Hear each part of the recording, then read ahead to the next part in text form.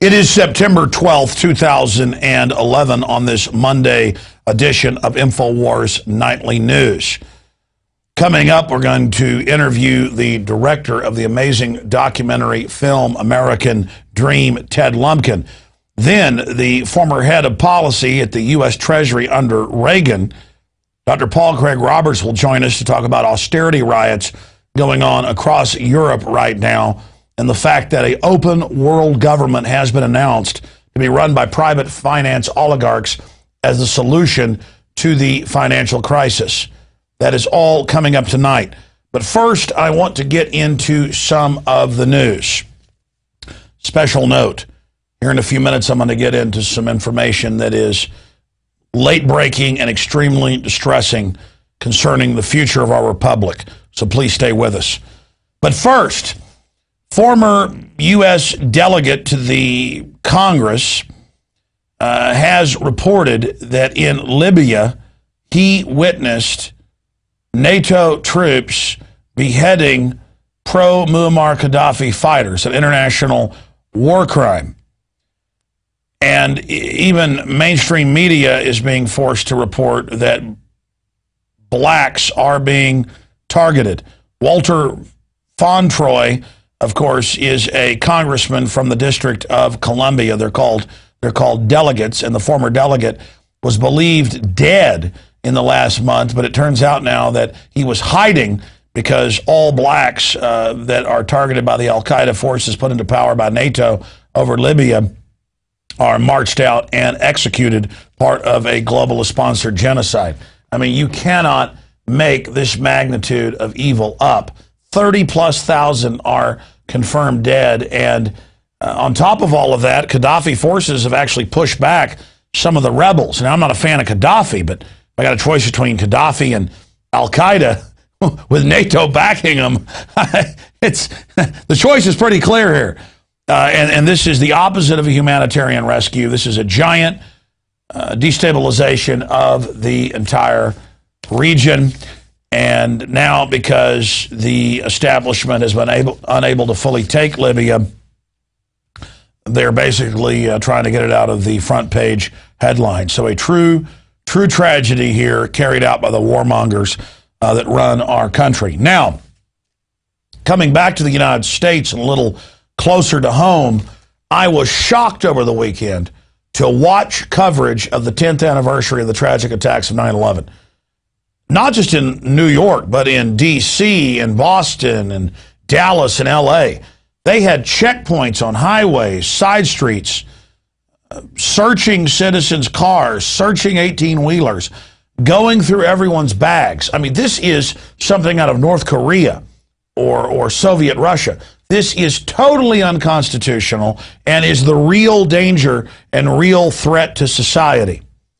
And the hysteria has gotten so bad that a man and his girlfriend were smooching by a bathroom on an airplane and went into the bathroom for a few minutes, perhaps to engage in the Mile High Club fetish.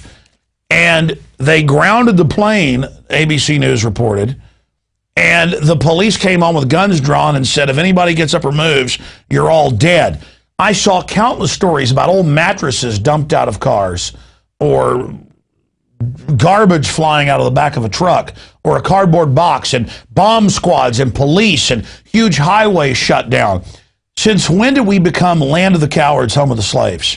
You got a better chance of dying from a honeybee sting or a lightning strike than terrorism, even if it was real. But most of it's manufactured and staged.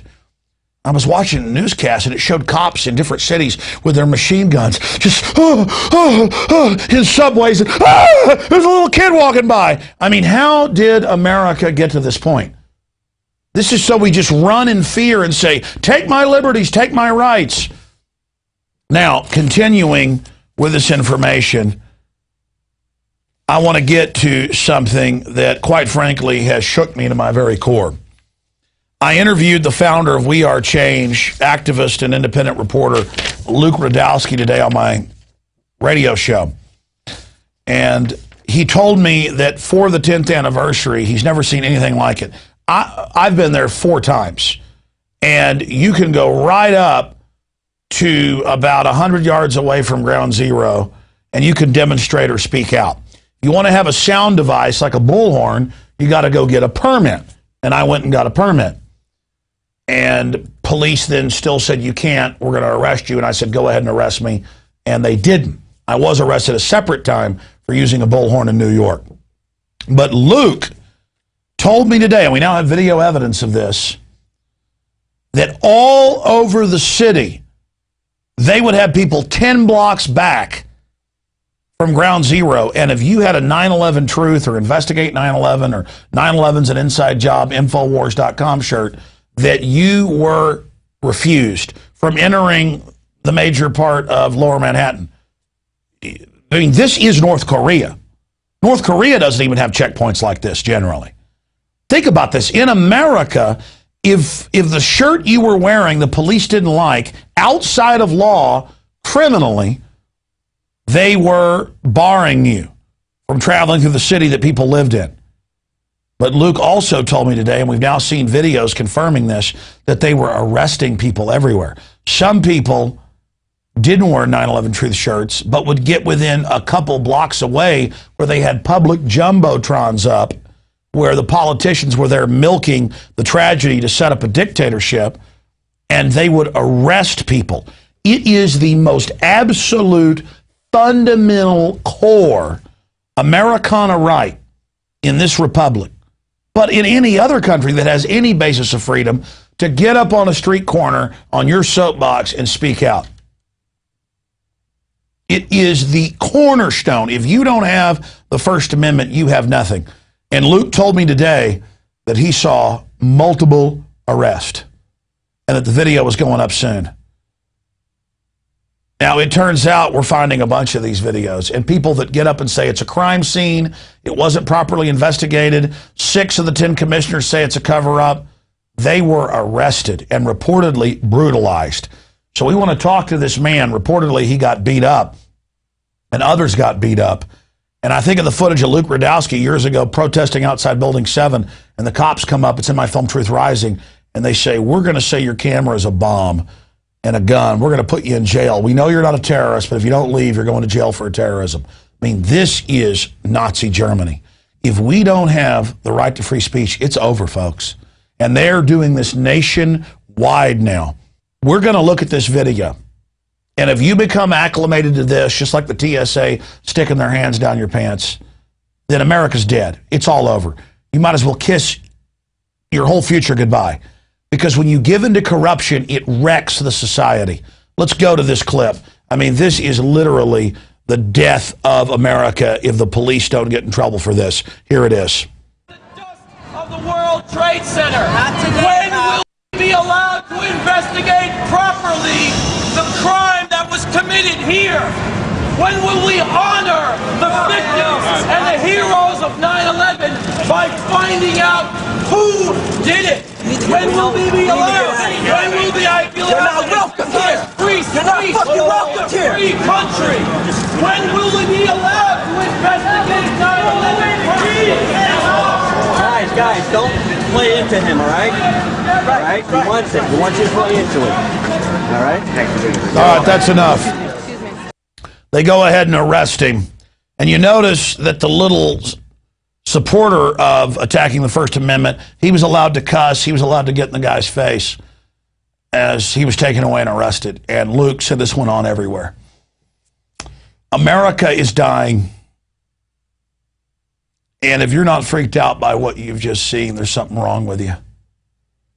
I've got another news item here about Texas residents must register with police to enter major towns. And the FEMA has banned local firefighters from helping put out the fires. But there's no even, you know what, I've got to go to break. I don't even have a comment after what you just saw. And the fact that that's so normal now, to just think, oh yeah, you get drug away to a dungeon if you're in a crowd. You know, they had a crowd watching a Jumbotron, and if you say, investigate 9/11, and you get drug away by police, and some goon gets in your face, and it's InfoWars Nightly News. We'll be right back. The establishment called him extreme and unelectable. They said he was the wrong man for the job. It's why a young Texan named Ron Paul was one of only 4 congressmen to endorse Ronald Reagan's campaign for president, believing in Reagan's message of smaller government and lower taxes.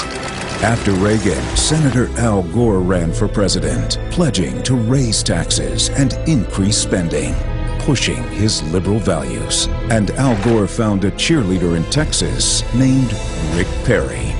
Rick Perry helped lead Al Gore's campaign to undo the Reagan Revolution, fighting to elect Al Gore president of the United States. Now, America must decide who to trust, Al Gore's Texas cheerleader or the one who stood with Reagan. Ron Paul, restore America now.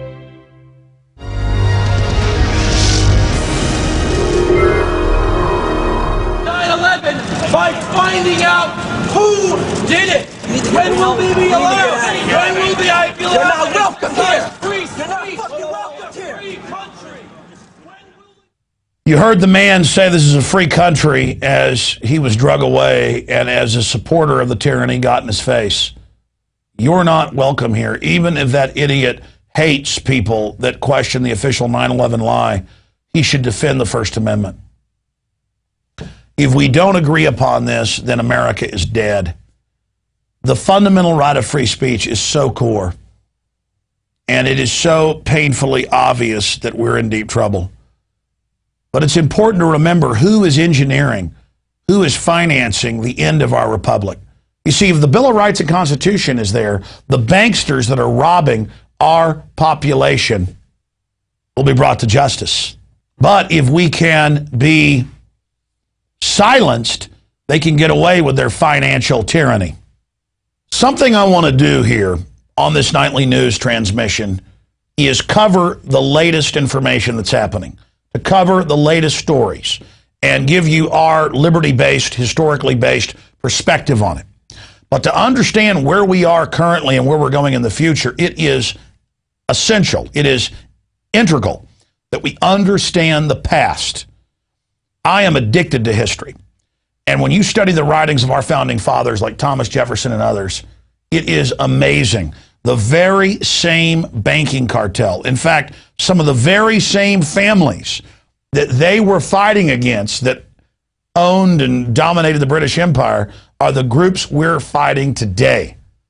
And right through to Andrew Jackson, and from Andrew Jackson on into Lincoln, right through to the Federal Reserve Act of 1913 to where we are today.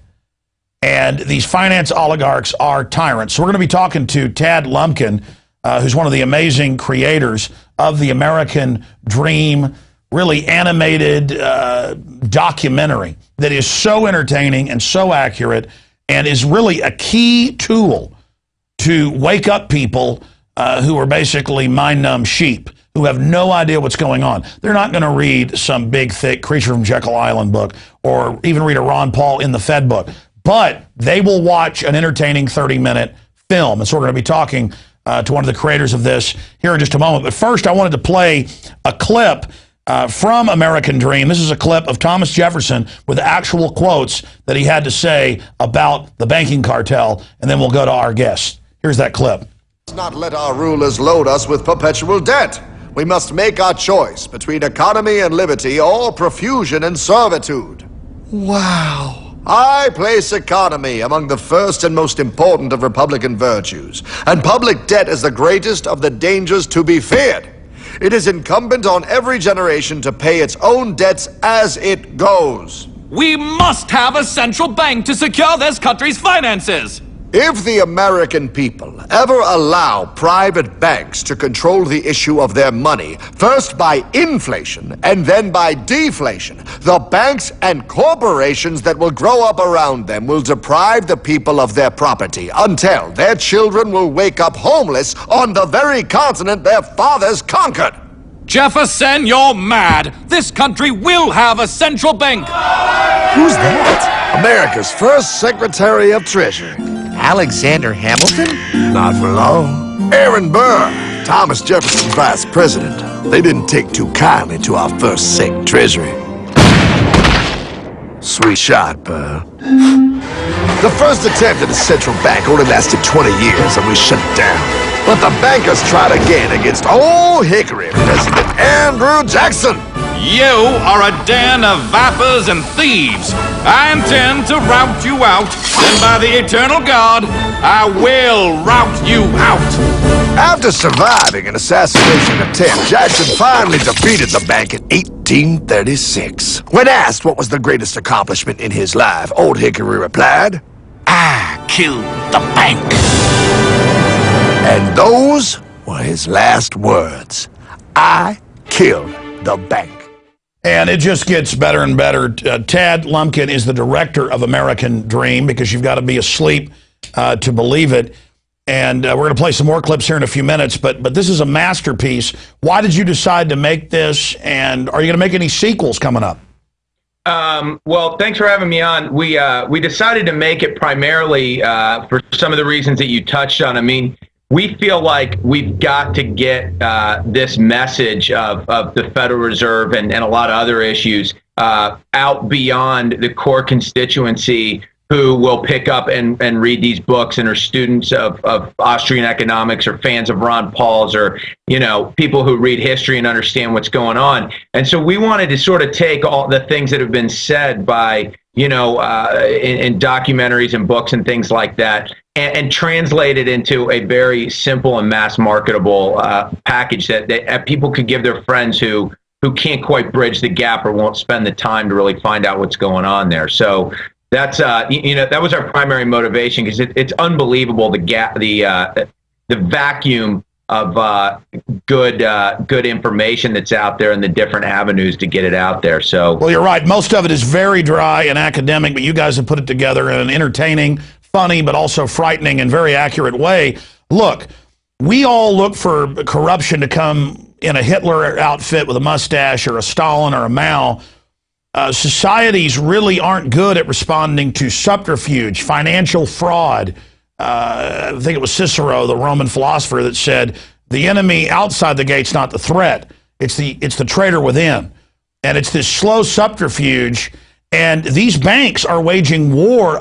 They're the people that lobby for higher taxes so it can be paid to them through bailout. They're the people devaluing our currency. And we see now the very same banking families literally swallowing the euro that they set up as a receivership arm into this new system. And that's why I want to go to this clip breaking down the Rothschilds. I mean, you really go after the central banking house in this film. Tell us about the full spectrum of the documentary. Well, I mean, what we wanted to cover is we wanted to show people sort of the globalist nature and the progressive nature of how this works. I mean, these people are very patient, and these ideas are very patient because they're transcendent of generation. And what they do is they progressively implement these things, and they're willing to wait and bide their time and seep in. And, it took them 100 years to get control of the education system, but now they've got it. Now all these people believe this certain narrative of history that just fundamentally is untrue if you go back and study the facts. So we use the Rothschilds because we felt like they really established, especially as far as the financial and intelligence network, the first sort of interrelated global information and financial system where they started in debt nations and people through the power of the state. That's right. And financing, and people always think about one country against the other. What side are you on? Not the globalist funding both sides to get both in debt. This clip we're about to play shows, like during a war, giant Rothschild vacuum cleaners sucking both sides' gold up into its system. And that's exactly what's happening. The general public thinks of things as black or white or Coke or Pepsi, this side or that side, not this globalist system manipulating things. And just like a university can be around for 500 years, these mega families have new programs that make them great profits, but over time expand and actually take over all of society. No, yeah, that's absolutely correct. I mean, what people need to understand is this isn't Republican, Democrat, or left or right. What it is are you for control or are you for liberty? And if you're for control, then what's going to end up happening is we're going to eventually erase all semblance of individual identity and move to a faceless, numbered system where everybody pays into this monstrous centralized bureaucracy and they decide what they're going to do for the greater, in the name of the greater good. And by the way, that's the stated globalist goal. I'm so glad you ought to host the show someday. You've definitely got it. They are waging war against individuality because that can give rise to resistance. I mean, this is a scientific tyranny. And when you really read their writings, once they get us in the faceless system where the family can't stand up for you, where there's no help, they just want to get rid of everybody.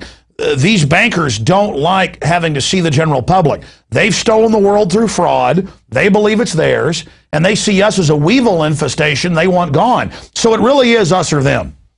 Well, and what's happening too is you see it. I mean, when you look at this stuff and you pull back from these little year-to-year changes to decade and century changes, I mean, there's a reason why we've moved from local government to state government to now more and more federal government to the creation of a UN, to the creation of larger regional, the push for unions, the push for more singular currencies. I mean, you're seeing right now in Europe, what is their response going to be for this crisis that will inevitably drag Europe down, which if it drags Europe down, it'll drag Asia and us, and there'll be a global financial crisis.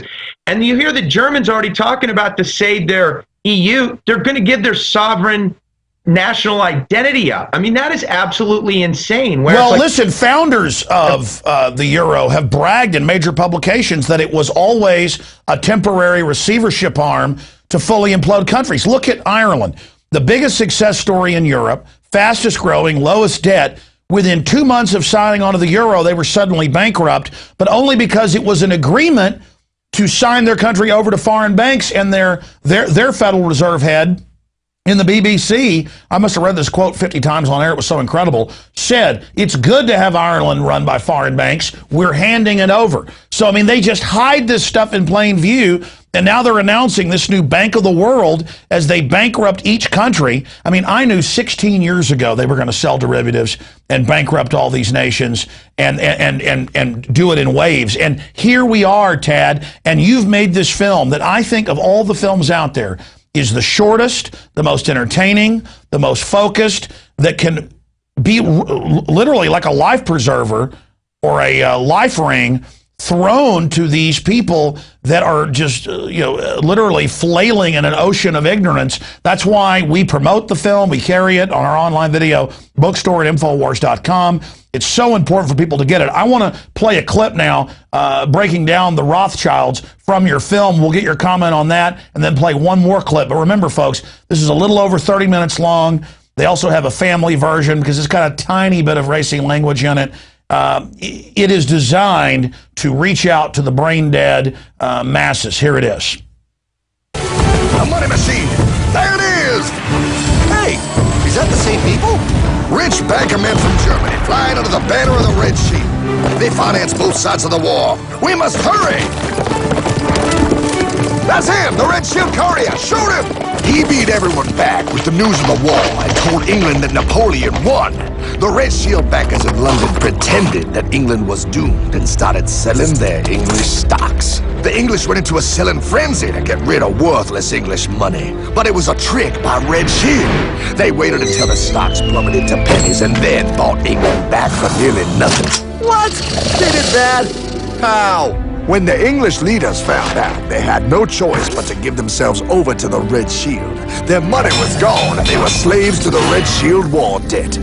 Since that time, the English have been paying their national taxes directly to the Red Shield private bankers. The people have no idea.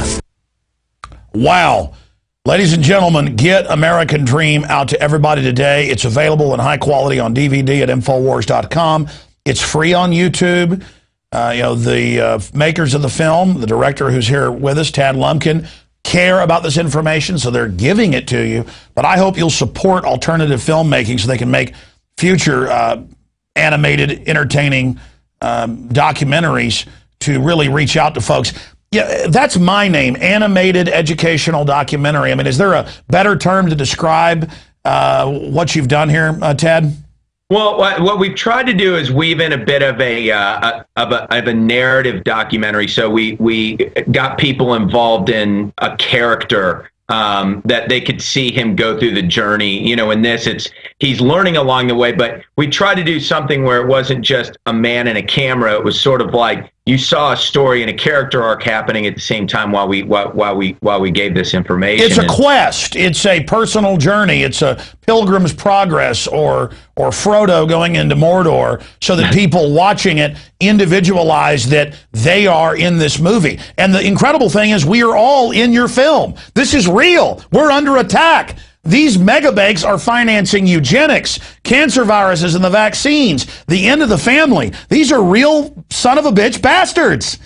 Well, I think what people have to understand is, because what you hear all the time is that this point of view gets marginalized as, you know, whack job, wingnut. I mean, they do it. I know they do it to you. They do it to Ron Paul. They do it to everybody. And the thing we're trying to do is we're trying to give people, without diluting the truth and the message of what's going on there, a version where they can psychologically understand this is an agenda. There's a theological and philosophical point of view that says that are we going to have human institutions control humanity? That's where do you get your rights from? Do you get them from beyond this earth, or do you get them from people who run this earth? And I think that's what people got to understand is that there's a philosophical agenda going on that when you drill into what that's there, it's not some weird conspiracy. It's about what these people believe. Well, look, it's a great point, Ted.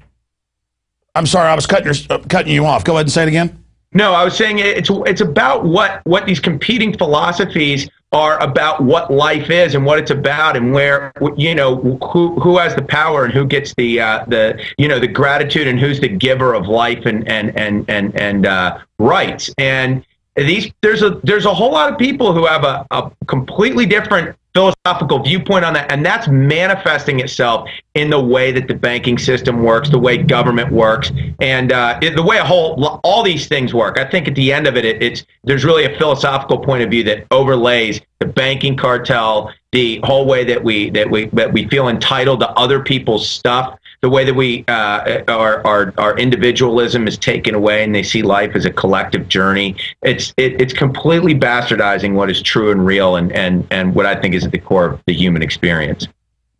Ted, I'd never talked to you before. I'd seen a clip of you on Napolitano's show on Fox, but I'm impressed because you really get it and you're really articulate, probably more so than I am. I hope sometime when I'm out of town, you'll host the nightly news for us via Skype because you've really got a piercing understanding of this. And think about what a hoax it is, that there's always been subterfuge and Byzantine court intrigue and corruption and Machiavellian manipulation. And somehow in the last 50 years, they taught people that none of that's going on. And it's crazy to even question it when all the founders, Thomas Jefferson, but other philosophers and historians, that's all they ever talked about. That's all the world's ever been about. I mean, our ancestors in any country just 50, 60 years ago all knew this.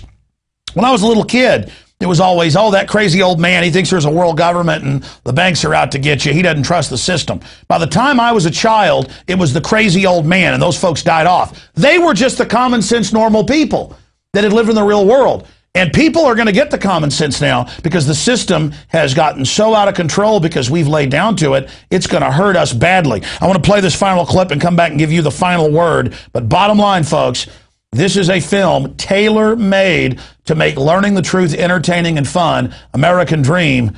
Get it today. We'll go to this final clip with a classic Jekyll Island meeting. This meeting really happened. Here it is in cartoon form. I am clearly the richest man, so I should be the one to run the super-secret central bank. I own all the oil in America. I'm clearly richer than you will ever be, hula girl. I should run the super-secret central bank. You're nothing compared to me, lube job. I shall run the secret bank. Silence!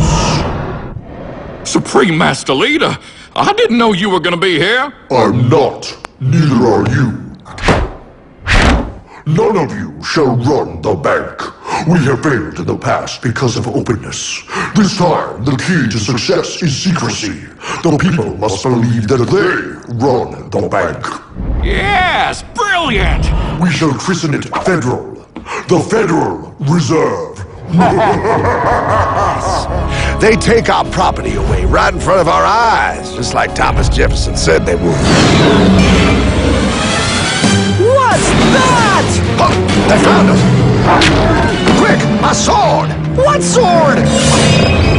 We don't need your banking machine! I'll condemn you to die, damn it! Die! Pile! The Yankee bogey on my nine! Take him at his knees!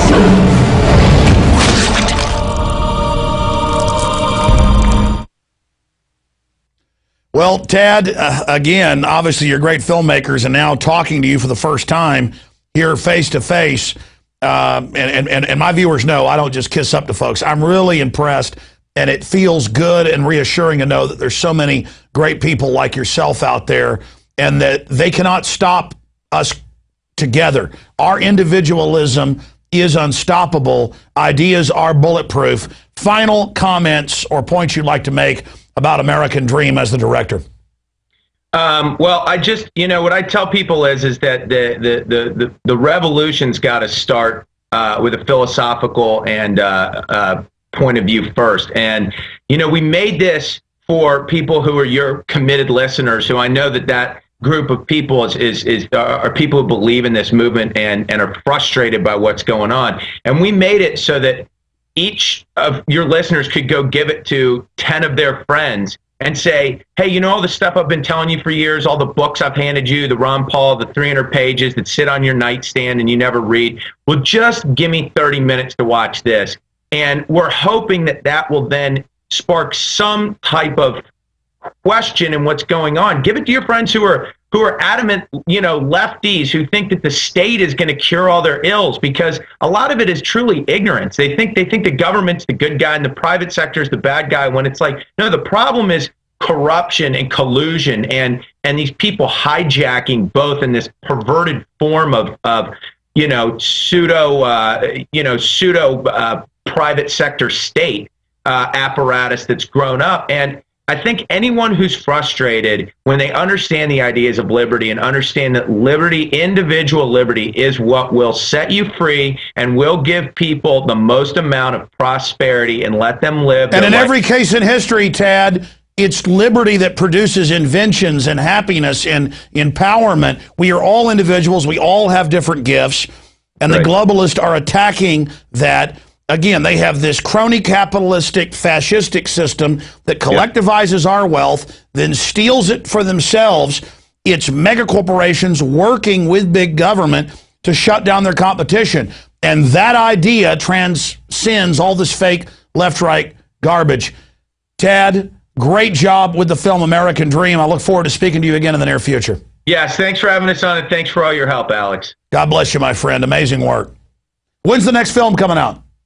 Well, actually, we're working on something right now. We have kind of a big idea in store, so we're going to we're almost finished with the script. We're hoping that about a year we can get this thing done. I would like to talk to you privately and just hear what this big idea is, because it might be something I might be able to help out with. Absolutely. All right, we'll talk to you soon. I definitely want to get you on the radio so we can have an hour-long discussion. God bless, man. Love to. You too. Thanks so much. Thank you. Wow, it is exciting to talk to people out there, artists who are focused, passionate, intelligent, and on the move against tyranny. Nothing can stop us together. By the way, if you want to get a copy of it and support myself and their operation and have a good DVD so you can get it out to people, go to InfoWars.com. It's American Dream.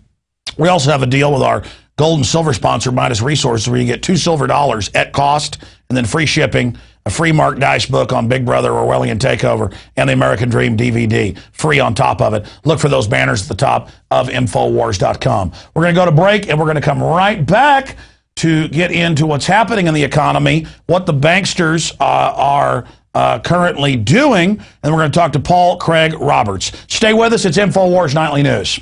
It is a big idea. a new world order. In the near future, Earth is dominated by a powerful world government.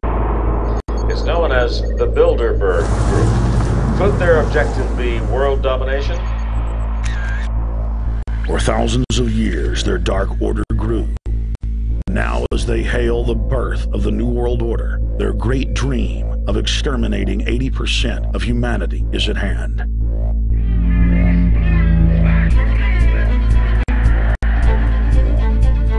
For the first time in history, the elite's plan for world government is blown wide open. You will learn the secret that drives the entire New World Order agenda. Bilderberg is making great progress toward a world government, and only an educated, informed public can stop them in their tracks. Alex, it's Chalabi, eh? For the first time, all the pieces have been put together. The dots have been connected, and the picture is crystal clear. Earth's ruling elite believe they have discovered the fountain of youth. But before they can attain it, 80% of us must die. A psychopathic technocracy is establishing world government so there can be no escape from their plan.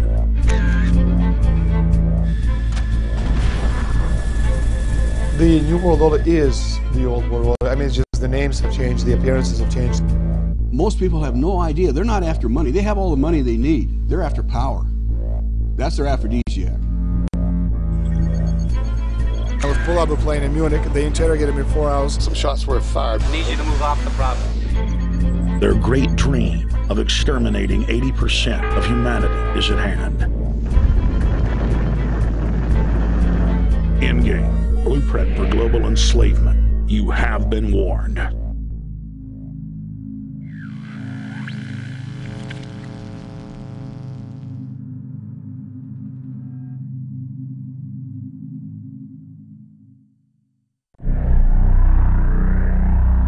Obama is notoriously a liar.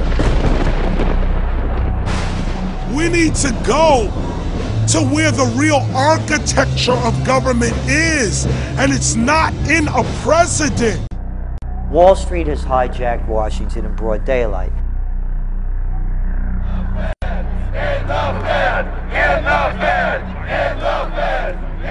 Well, Obama's already fudging. He's fudged since day one in this election. The elite are using Obama to pacify the public so they can usher in the North American Union by stealth, launch a new Cold War, and continue the occupation of Iraq and Afghanistan. The globalists are outside all the nations. That gives them safety, and they play countries off against each other. We've got to give them a stake in creating the kind of world order that I think all of us would like to see. Partnership and cooperation among nations is not a choice.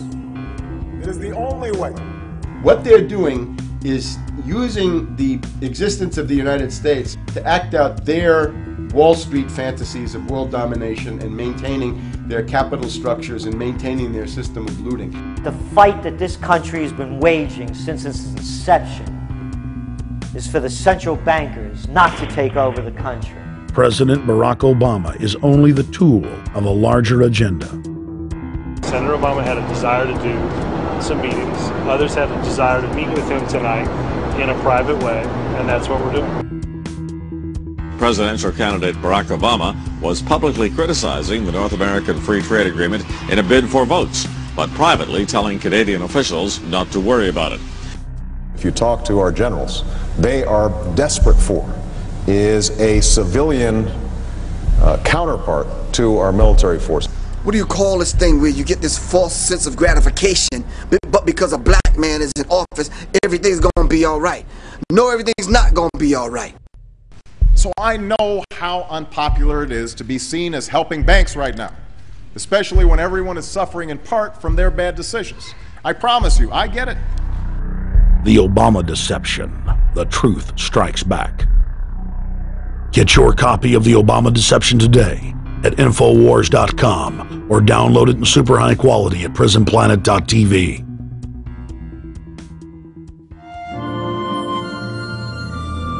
The American dream. There's a reason they call it a dream. Who's there? Cock-a-doodle-doo, pal.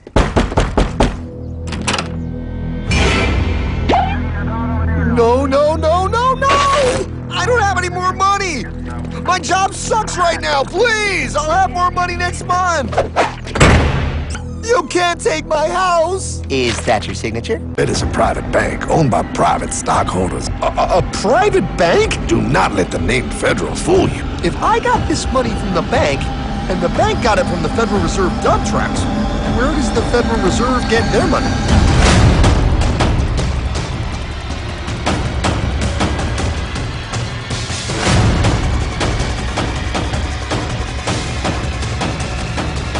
They take our property away, just like Thomas Jefferson said they would. Those sons of bitches!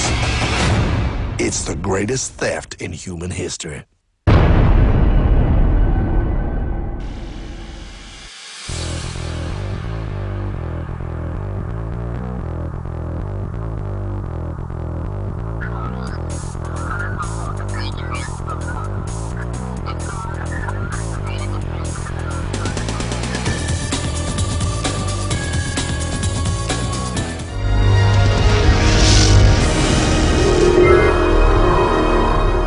We are in bondage. We are under a financial Ponzi scheme fraud that gives vicious criminals control over our entire society.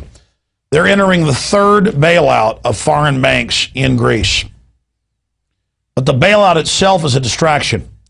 It's all about a power transfer to an unelected group of finance oligarchs that control the unelected European Union bureaucracy. The Greeks, the Irish, the Icelanders are all rebelling. They don't owe the lion's share of this money. The fight against the globalists that the Irish and others are up against is the very same fight our country has always been up against, as we covered earlier with the director from American Dream.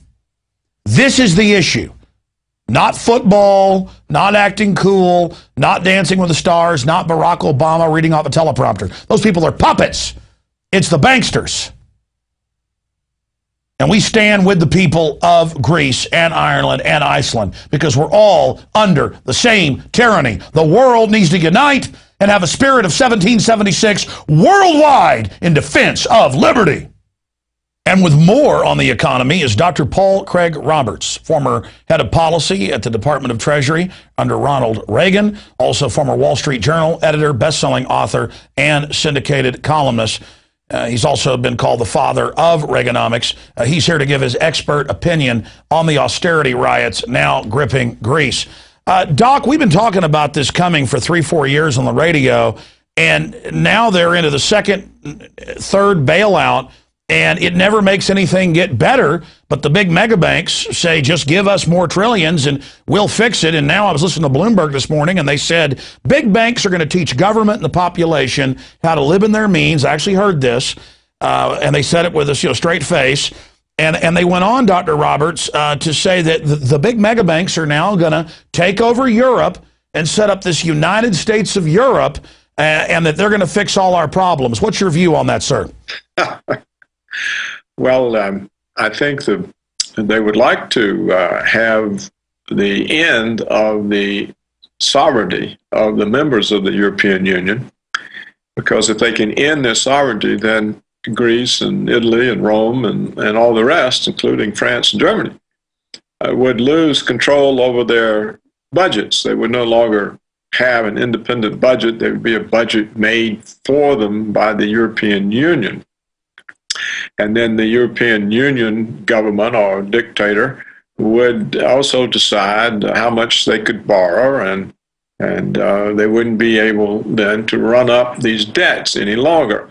So that, I think, is an implication of the European Union. And I wrote to some months back when the head of the European Central Bank himself, Jean-Paul Trichet, he said that this is the next step, that we're going to take away the financial sovereignty of Greece and of course, eventually all the countries. So I think that is in the cards, unless the EU breaks up.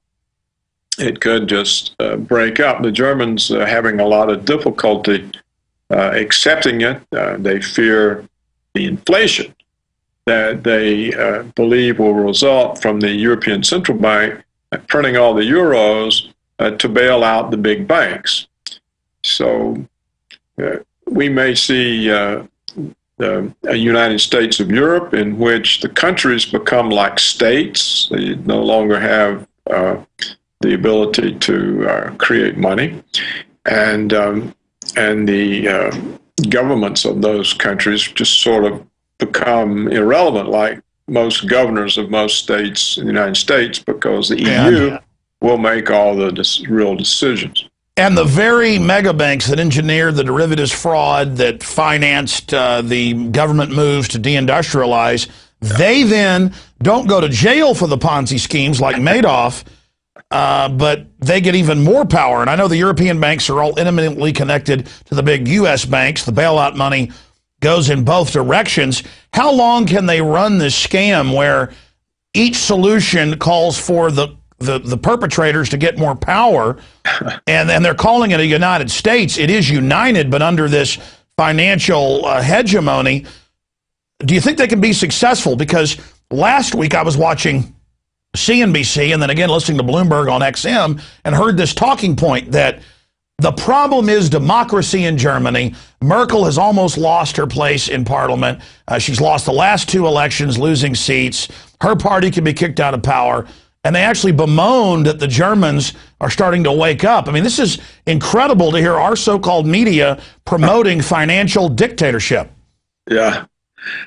You see, what the check, if there's a check on it, other than the Germans perhaps, it's the riots in Greece and Spain, the strikes in Italy, because as long as they can bail out the banks, they bail out the banks by taking away from the ordinary people. And we've seen from the riots and strikes that this is not easily acceptable to ordinary people. So you could see simply, a revolution where people simply turn on the government and throw it out and begin making decisions that are quite different. So I don't know if, they're not going to be able to continue the bailouts if you've got such a large percentage of the European population rioting. So that is a check, and I don't know how it'll play out. Well, I saw a report over the weekend that in Greece, most of the shops are refusing to pay the increased VAT to bail out the banks. And in fact, a lot of them are just now refusing to pay any VAT. So I think not paying the taxes in a way is an even better protest when we know the taxes are pretty much going directly to the perpetrators. Now, here's my question to you as a top economist. From my research, it looks like we're damned if we do, damned if we don't. Yes, if we keep going down the path of the finance oligarchs and their crony capitalist system, we're damned. But they have so taken over the system and infected everything that if we don't go down the path of bailing out, that will also cause an implosion, kind of like what you talked about a few months ago. If you don't raise the debt ceiling, we default. But then if they keep going down the path of devaluing the dollar, that's also a technical default. Yeah. Well, Alex, I actually think that the reason they're having all these troubles is they're not fixing the problem. They're just trying to bail out the banks. And the bailouts can't work because if you suppress the domestic economy in order to create the resources to bail out the banks, then the ability of that economy to support any debt just shrinks further. So that can't succeed. And what they need to do is simply force the banks to restructure the debts to the level that the countries can pay. Now, if that is such a big hit on the banks that they fail, you just let them fail, or you do there what the Fed did here. You print money and give it to the banks. But there's no reason. In other words, you can bail out the banks without suppressing the populations of Greece and Spain and Italy and Portugal and Ireland. you can bail out the banks the way the Fed bails them out. You just print money and give it to them. Or the European Central Bank could just buy directly the debt from the banks and leave the countries alone and not impose these austerity policies on the countries that are producing the riots and strikes and causing the domestic economy to shrink further, thereby making more of its debt unpayable. So the whole thing is mindless. It's a stupid, mindless thing. It serves no interest. This really doesn't even serve the banks. Well, I was about to say, mindless from the perspective if you want to grow economies and have a good society, your financial and economic view and your life's work. But if you do want to take bailout money and then hoard it and not loan, watch things further deteriorate, then you're able to consolidate the economy. But I think what you're getting at, correct me if I'm wrong, is they've been so good at consolidating and taking a wrecking ball to things that there may not even be an economy to be debt slaves to them. Well, there are two ways to bail the banks out.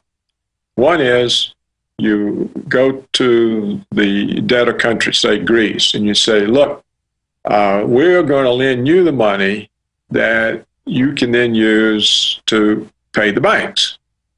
But in order for us to lend this money, you're going to have to sell your ports, your water systems, the state lottery, all the national monuments and the string of protected islands, and we're going to give all that to real estate developers, and that's how you have to.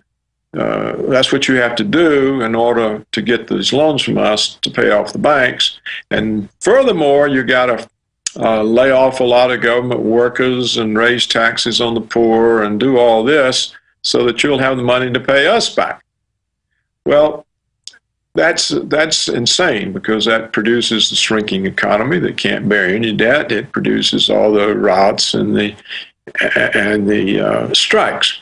And as you say, now they won't even pay the VAT tax. So what is an alternative? The European Central Bank could just simply shut up, not say anything, go to the big private banks that have lent to these countries and say, how much do you think this has to be written off so that Greece can pay it? Okay, and what if you write that much off? Are you still solvent? No? Okay, then let us buy that part of the bad debt that you can't eat yourself. And we won't tell anybody. We'll just take the bonds, and here's a whole bunch of euros that we'll put on your books. Now, that's the easiest way to do it. So it's being done in a way that is either from stupidity or some other kind of motive that's not obvious. That they're putting all this pressure on the EU itself and producing all of this public uproar and uproar in the financial markets. Well, undoubtedly, Doctor, I want to hit a few other areas that you've been writing and talking about, but undoubtedly, when you see Paulson come out 3.5 years ago and say martial law, blood in the streets if you don't give us these unlimited trillions, and then you see the same thing done in Ireland, the same thing being done by the big central bank heads in Europe this week, they are the ones creating the uncertainty. I mean, after Paulson came out and said that, the market dropped almost 1,000 points. It's the same thing. Then they point at governments and the population and say, you aren't doing what we want. Look what you did to the markets, as they're basically terrorizing the markets and holding them hostage and saying, give us a banking dictatorship, get rid of all your sovereignty. I think it's very clear. They are orchestrating this, and they're more than happy to have society. But Alex, let me remind you that Paulson only got $750 billion out of the government. He got $750 billion. That was the TARP bailout. But the Federal Reserve, quietly and secretly, we only found out recently, the Federal Reserve lent the banks $16.3 trillion. And tried to keep it secret and did for over 3 years. Exactly. Exactly. We only found out when somebody, who was it? Who released that? Bloomberg sued him, and a bunch of other stuff happened. And by the way, that's only part of it. Well, but you see, what I'm saying is the real money that the banks got was not the TARP money that Paulson was threatening the Congress about blood in the streets. The real money was just given to them quietly by the Federal Reserve. And what I'm saying is that is how the Central Bank of Europe should deal with the crisis there and now. No, exactly. This is a huge issue you've raised, is that they're doing it the hard, long way to basically grandstand politically. So, in your opinion, why are they doing it that way? Well, one possible reason, and probably the most likely reason, and it's the one that we've already mentioned, that Trichet himself revealed, was that they're going to use the crisis in order to take away financial independence of the countries that make up the EU. So Greece will no longer have the politicians in Greece, the elected politicians of Greece will no longer be able to decide public spending and taxing in Greece or borrowing. The power of the purse being transferred to the private finance oligarchs, to the EU bureaucracy. Well, it'll be to the EU bureaucracy. And you see, once the bureaucracies get this money, get this power, they can turn on all the private industry. Well, the power to tax is the power to destroy. And Herman von Rompuy said that 2011 is the year of the birth of world government. And it's a private, corporate, anti-free market world government. It is absolutely incredible. Now, shifting gears, you've talked a lot about Police State USA, checkpoints all over the country with the Army, full car scanners, driving families under them, TSA behavior. You know, for me looking at it, 9/11 has turned into this disgusting holiday celebrating not land of the free, home of the brave, but a bunch of perseverating ninnies scared of their own shadows. I watch film footage, news footage of police in Dallas, New York, Chicago, you name it, in full battle gear with guns strapped to them, shaking in fear and looking at everyone like they were, you know, I mean, even if terror was real, statistically, you've got a better chance of being struck by lightning or honeybee sting. And then a man and woman make out for 3 minutes in a bathroom. They're clearly giggling and laughing. They land the plane. Police come on and say, according to ABC News, anybody gets up, you're all dead. A box blows out of a truck. They shut down I-35 and panic like it's the end of the world. I mean, I feel like I'm living in a twilight zone. What's your view of America 10 years later? Because it looks like instead of it dissipating, it's only getting worse. That's right. You know, Alex, my view is that all this terrorist stuff is a total hoax. They're not any terrorists. They don't exist. We call the Taliban terrorists because they resist our occupation of their country.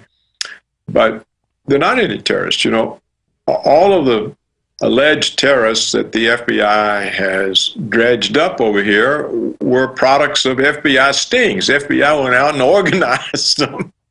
And they find deranged people, and people aren't too bright, and they offer them money, and they say, we're going to do this, we're going to do that. And the people are glad to have the money, and they say, okay, and then they arrest them. All of a sudden, they're terrorists. This is the only terrorists they've come up with.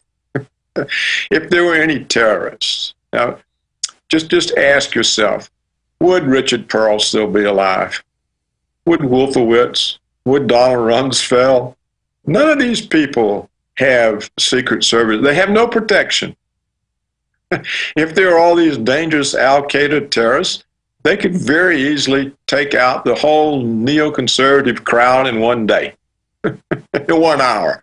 Anybody that could pull off 9/11, if we're to believe Al-Qaeda pulled off 9/11, they can exterminate the neoconservatives. But not a single one of these neoconservatives lives in any fear. Well, what about Rumsfeld in Human Events this weekend? They have an audio interview with him, and he said, you cut defense budget, you'll be hit by terrorists. I saw Cheney 7-8 years ago on Meet the Press, and he said, if you have a 9/11 investigation, there will be a nuclear attack in America. I mean, it's so thinly veiled that they're holding everybody hostage, demanding all this money. Right, but there's still no terrorists. Now, think about all this airport security stuff. Where did it come from? It came from an underwear bomber, a shoe bomber, and a shampoo and bottled water bomber. Now, think about these plots. Are these likely plots to come from Al-Qaeda, who pulled off 9/11, outwitted every intelligence agency in the Western world? No, they're mentally ill patsies who were drugged up trying to light their shoes. Obviously, anybody that can pull off that isn't going to have a shoe bomb that doesn't work, an underwear bomb that doesn't work, or have some crazy stuff about shampoo and bottled water bomb. So it's just not going to happen. And so these things were all, they found some stooge, and they put them up to this, and the bombs never would have gone off. They weren't supposed to go off. They were supposed to cause an incident that they can use for Chertoff to sell tens or hundreds of millions of dollars of porno scanners to American airports. That's what these things are for. There's not any. If they were a terrorist, he wouldn't be bothering with an airplane. He would simply go into the security line, waiting to go through the porno scanners and set off the bomb there. It killed far more people. You're absolutely right, Dr. Roberts. In closing, I want to talk about your latest book for a moment. But then we were talking off air before we went to you live here, and you were discussing the fact that they had that big 9/11 investigation hearing up in Canada. And I was watching some of the people they had there. These are famous architects that have built 60, 70-story skyscrapers. Some of the, prominent names I've heard of, and I'm not into architecture, very distinguished people, and physicists and scientists. And, well, you had a comment about people that call them truthers and laugh at them. So give me your view on that, and then tell us briefly about your War of the Worlds book. Well, the truth movement, the 9/11 truth movement, was created by professionals, architects, engineers, very distinguished scientists, people like, with 60 scientific papers to their credit. And these people, of course, know far more about it than the idiots who run around criticizing them and calling them conspiracy kooks. The people who run around, calling them conspiracy kooks don't know anything. They're not architects. They're not engineers. They don't have PhDs in physics and chemistry. They haven't published 60 papers. They're not world famous. They're nobodies. They know nothing. They're just stupid people. And what happens when they run around and the trouble is there are a lot of people like me and you, and we're not experts and physicists and all the rest. And a lot of these people shoot off their mouths and they say, oh, Cheney put the explosives on the building and blah, blah. And they don't know anything either. Well, those aren't the truthers. The truthers are the professionals who have the organizations, who spent years doing research, and recently they presented it all at hearings in Toronto. There were 4 days of hearings. And the evidence is in. It's massive evidence. There's no doubt that the NIST reports are fraudulent. They're just frauds. The 9/11 Commission report is fraudulent. These are frauds. It's their own commissioners, 6 of the 10 have said that. And now, I agree with you to an extent that you've had the former German defense minister, former head of their CIA, Andres von Bülow. I interviewed him 9 years ago. He went public and said it was an inside job. You've got, the number 3 in the Japanese government. You've got the former Italian president. Listen, before we get in, let's just come back to these expert scientists, chemists, architects, engineers. They don't say it's an inside job. It's an implication. They don't say anything about who did it or why. They simply say that there's no evidence to support the NIST reports and that all of the important evidence was excluded from the 9/11 Commission report. So it's more like Galileo arguing with the Vatican. They're just saying that the explanation is false. That's all they say. Yeah. They don't say anything out about it being inside or anything like that. Well, I agree with you. I mean, in closing on that subject, I see it as almost like Galileo going to the Vatican and saying, look, I'm sorry, the world is not the center of the universe. And they're laughing at him and saying, no, yes, it is. And basically trying to lock him up in jail. And I think in the final equation, that's why the official story people are going to fail, because their official story is a fraud. But I'm saying separately from scientists, just with the technicals, you've got former experts, heads of intelligence operations, Italian presidents. You've got people like that saying politically it's impossible, and look at the PNAC document. Then you have folks like myself, before 9/11, being able to analyze media propaganda as a media expert and seeing the conditioning for a terror attack coming and being able to call it. But I do think some of the strongest evidence is just the physics. I agree with you. Tell us about your book. Well, it's out of print now. It sold out, and I don't think they're going to print anymore. And what the book does is to show that our real problem is the jobs offshoring. It's been going on so long. There's so many now middle-class jobs moved abroad. It's taken with them so much consumer income, so much tax base, so many career opportunities, that we now have a very high and permanent rate of unemployment in the United States. We've lost supply chains. There's some things we simply can't make anymore. And this was all done for the short-run profits of Wall Street and the corporations. The only people who benefited were shareholders, the CEOs who got performance-based bonuses, some multiple of the salaries, and Wall Street. So they all made more money in the short run, and in the process destroyed the American consumer market. And that's why your book is so important, because it actually addresses the real problems. Now, I know there's an ebook version, though, isn't there still? Not that I know of. I asked Alexander Coben at Counterpunch to do that, but I haven't heard back. Well, we need to make sure that happens, but there are certainly copies out there. It's an excellent book. It's War of the Worlds, How the Economy Was Lost. Thank you so much for joining us, Dr. Roberts. Pleased to be with you, Alex. Always great to have you.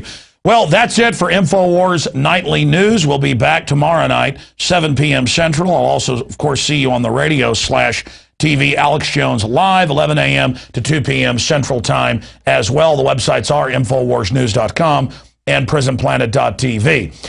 If you're watching this on a file-sharing network or on YouTube, please spread the clips to everyone you know. And if you'd like to support truly alternative media that's seeking to build a better world, then please subscribe at PrisonPlanet.tv. We are not just the alternative media, we are the real media. I'm Alex Jones, signing off from the front lines of the InfoWar.